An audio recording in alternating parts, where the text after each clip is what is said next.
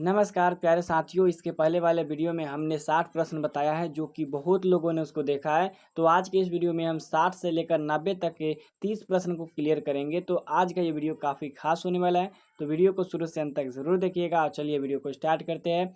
तो यहाँ पे पहला क्वेश्चन है, रक्त में ऑक्सीजन का वहन करने वाला तत्व कौन सा होता है? यानी रक्त में जो हमारा खून है उसमें ऑक्सीजन का वहन कौन करता है? तो ऑक्सीजन का वहन जो होता है हीमोग्लोबिन करता है। इसका right answer option number B हो जाएगा।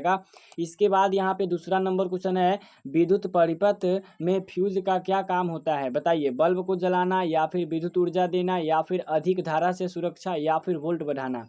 तो विद्युत परिपथ में फ्यूज का जो काम होता है वो होता है अधिक धारा से सुरक्षा। जैसे कि अब मान के चलिए कि हमारे जो मीटर है उसमें ज़्यादा अगर वोल्टेज आ रहा है, ठीक है, तो उसमें विद्युत फ्यूज लगा रहेगा तो वो आप से आप गल जाएगा। और बल्ब हो गया, टीवी हो गया, अगर बात करें तो फ्रिज हो गया, ये सब को जलने से क्या करता है? बचाता है।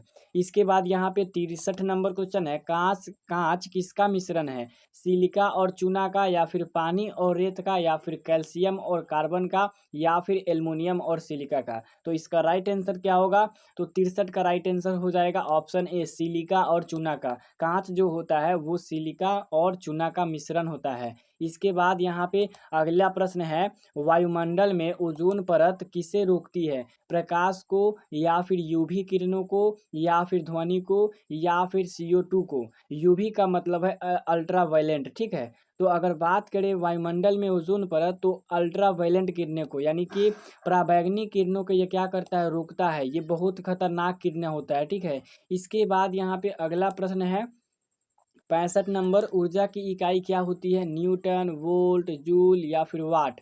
तो ऊर्जा की जो इकाई होती है वो होती है जूल। इसका राइट आंसर ऑप्शन सी हो जाएगा, जो कि बहुत इंपॉर्टेंट है। इसके बाद यहाँ पे 66 नंबर क्वेश्चन है, सूर्य का मुख्य ऊर्जा स्रोत क्या है? रासायनिक अभिक्रिया, दहन, नाभिकीय संलयन, या फिर नाभिकीय विखंडन। इसका मतलब है कि सूर्य किस सिद्धांत पे काम करता है? तो सूर्य जो होता है नाभिकीय संलयन पे काम करता है। इसका राइट आंसर ऑप्शन सी हो जाएगा। इसके बाद यहाँ पे 67 नंबर क्वेश्चन है, एक स्वस्थ मनुष्य की सामान्य श्वसन दर कितनी होती है? अब यहाँ पे ये बताना है कि जो स्वस्थ मनुष्य होता है, ठीक है, जिसको कोई भी बीमारी नहीं हुआ रहता है, तो उसकी श्वसन की जो दर होती है वो कितनी होती है? तो इसका राइट आंसर हो जाएगा ऑप्शन बी, यानी कि 12 से 16 मिनट बार, ठीक है, प्रति मिनट। यानी 1 मिनट में 12 से 16 होता है बार होता है, ठीक है।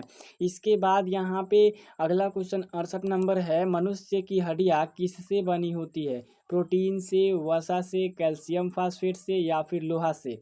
तो 68 का राइट आंसर क्या होगा बता सकते हो? तो आप बिल्कुल बता सकते हो कि सर, मनुष्य की हड्डियाँ जो होती है वो कैल्शियम और फास्फेट से बनी होती है। तो इसका राइट आंसर ऑप्शन सी हो जाएगा। इसके बाद यहाँ पे 69 नंबर क्वेश्चन है, कौन सा पदार्थ चुंबकीय है? तांबा, लकड़ी, लोहा, या फिर अल्मुनियम। तो इसमें कौन सा पदार्थ है जो चुंबकीय है? तो 69 का राइट आंसर ऑप्शन सी हो जाएगा। लोहा जो है एक चुंबकीय पदार्थ है। ये क्या करता है?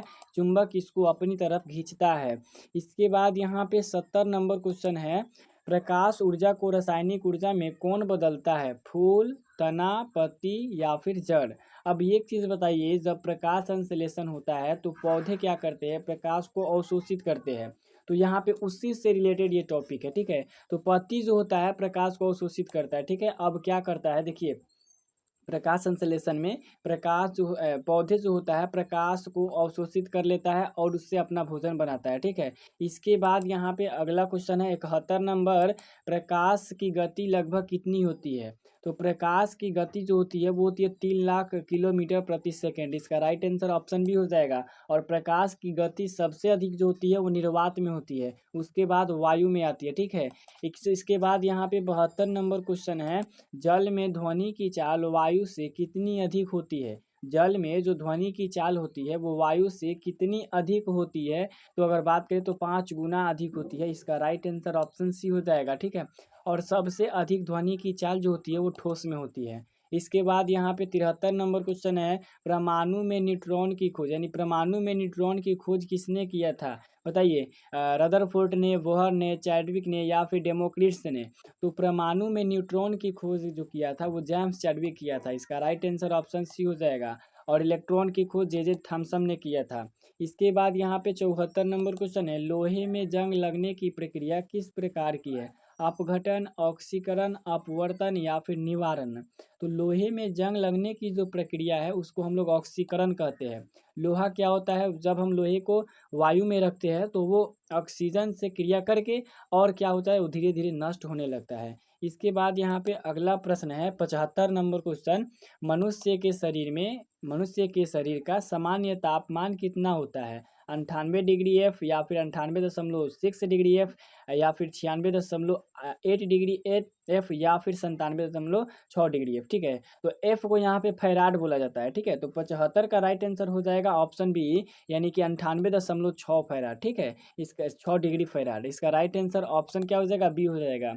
इसके बाद यहाँ पे 76 नंबर क्वेश्चन है, प्रकाश किस प्रकार की तरंग है? यांत्रिक तरंग है, अनुप्रस्थ तरंग है, अनुदैर्ध्य तरंग है या फिर यांत्रिक और अनुप्रस्थ दोनों। तो 76 का राइट आंसर हो जाएगा ऑप्शन नंबर बी, यानी कि अनुप्रस्थ तरंग है, इसका राइट आंसर बी हो जाएगा। इसके बाद यहाँ पे 77 नंबर क्वेश्चन है, मस्तिष्क में सोचने की शक्ति का केंद्र कहाँ पे होता है? ठीक है, सेरिबेलम या फिर मस्तिष्क कनिका या फिर प्रमस्तिष्क या फिर प्यूटरी ग्रंथि। तो बताइए इसमें मस्तिष्क के सोचने की शक्ति का केंद्र क्या है, मतलब कौन सा है? तो 77 का राइट आंसर ऑप्शन सी हो जाएगा, प्रमस्तिष्क। प्रमस्तिष्क जिसको सेरिब्रम बोलते हैं। ठीक है, सेरिबेलम नहीं, सेरिब्रम जिसको बोलते हैं, उसमें मनुष्य के सोचने समझने की क्षमता रहता है। इसके बाद यहाँ 78 नंबर क्वेश्चन है, रक्त में आरबीसी का क्या काम होता है? ऑक्सीजन से ले जाना, रोगों से लड़ना या फिर थक्का बनाना या फिर पाचन करना। तो रक्त में WBC यानी वाइट जो ब्लड रहता है उसका काम होता है रोगों से लड़ना। ठीक है, रोग से लड़ना। इसके बाद यहाँ पे अगला क्वेश्चन है 79 नंबर क्वेश्चन, पौधों में भोजन निर्माण की प्रक्रिया को क्या कहते हैं? पाचन, श्वसन, प्रकाश संश्लेषण या फिर परिवहन। तो पौधों में भोजन निर्माण की प्रक्रिया को प्रकाश संश्लेषण कहते हैं, इसका राइट आंसर ऑप्शन सी हो जाएगा। ठीक है, इसके बाद यहाँ पे 80 नंबर क्वेश्चन है, कौन सा धातु द्रव के रूप में पाया जाता है? लोहा, पारा, सोना या फिर टीन। तो इसमें बताइए कौन ऐसा धातु है जो द्रव अवस्था में रहता है, लिक्विड फॉर्म में रहता है? तो पारा जो होता है, 80 का राइट आंसर ऑप्शन बी हो जाएगा, पारा वो द्रव रूप में रहता है। ठीक है, इसके बाद यहाँ पे 81 नंबर क्वेश्चन है, मनुष्य में रक्त का संचार कौन करता है? फेफड़ा, वृक्क, यकृत या फिर हृदय। तो मनुष्य में जो है रक्त का संचार जो है, रक्त का मतलब देखभाल कौन करता है? तो वो हृदय करता है, इसका राइट आंसर ऑप्शन डी हो जाएगा। इसके बाद यहाँ पे अगला क्वेश्चन है, पौधे के किस भाग में क्लोरोफिल होता है? यानी पौधे के किस भाग में क्लोरोफिल होता है? जड़ में, तना में, पत्ती में या फिर फूल में।